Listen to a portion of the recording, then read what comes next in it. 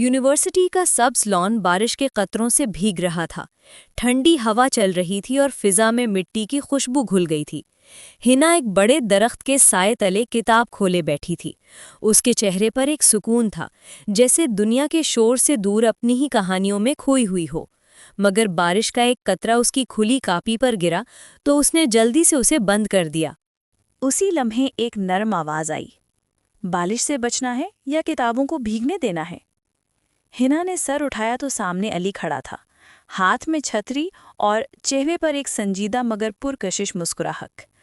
اس نے چھتری آگے بڑھاتے ہوئے کہا، چلیے، بارش خوبصورت ضرور ہے مگر کتابوں کے لیے ظالم ہے۔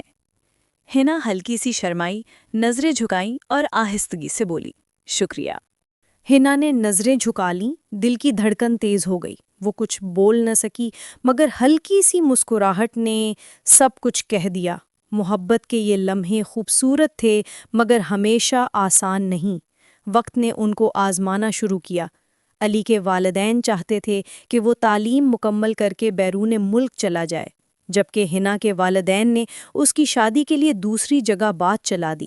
دونوں کے دل ٹوٹنے لگے۔ ایک دن ہنا نے روتے ہوئے کہا، شاید ہماری کہانی ادھوری ہی رہ جائے۔ علی نے اس کے آنسو دیکھ کر ہاتھ تھاما اور بولا، نہیں ہنا، یہ کہانی ادھوری نہیں ہو سکتی۔ تم میری دعا ہو اور دعا کبھی رد نہیں ہوتی۔ مگر حالات سخت تھے۔ کچھ دن دونوں نے ایک دوسرے سے بات نہ کی۔ یونیورسٹی کی گلیاں، کینٹین، لائبریری سب تنہا لگنے لگا۔ ہنا کی خاموشی علی کو بے چین کرنے لگی۔ آخرکار اس نے فیصلہ کیا کہ وہ ہنا کے والدین کے سامنے بات کرے گا۔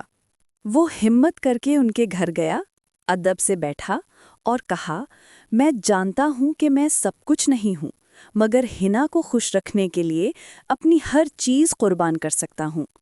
آپ کا اعتماد چاہیے۔ یہ الفاظ سیدھے ہنا کے والد کے دل کو چھو گئے۔ انہوں نے سوچنے کے لیے وقت مانگا مگر ان کے لہجے میں سختی کے بجائے نرمی تھی۔ کچھ دن بعد انہوں نے ہاں کر دی۔ جب یہ خبر ہنا کو ملی تو اس کی آنکھوں میں آنسو تھے، مگر یہ آنسو خوشی کے تھے۔ علی نے اسے دیکھ کر کہا، میں نے کہا تھا نا، دعا کبھی رد نہیں ہوتی۔ شادی کا دن آیا، بارش ہو رہی تھی، آسمان جیسے اس کہانی کو اپنی رحمت سے نواز رہا تھا۔ نکاح کے بعد جب علی نے ہنا کو دیکھا تو مسکرا کر بولا، یاد ہے پہلا دن؟ چھتری، بارش اور تم؟ ہنا نے ہنستے ہوئے کہا، ہاں، اور آج وہ دعا پوری ہو گئی۔ بارش کے قطروں کے ساتھ ان کی محبت کی کہانی مکمل ہو گئی۔ پیغام: محبت صرف لفظوں کا کھیل نہیں، یہ صبر، قربانی اور اعتماد کا دوسرا نام ہے۔ جو محبت آزمائش کے بعد بھی قائم رہے، وہی اصل محبت ہے۔ بہترین اردو کہانیاں اور ناول دیکھنے کے لیے ہمارے چینل کو سبسکرائب کریں اور گھنٹی کا بٹن دبا دیں تاکہ ہماری ہر آنے والی نئی ویڈیو پہلے آپ تک پہنچے۔ شکریہ۔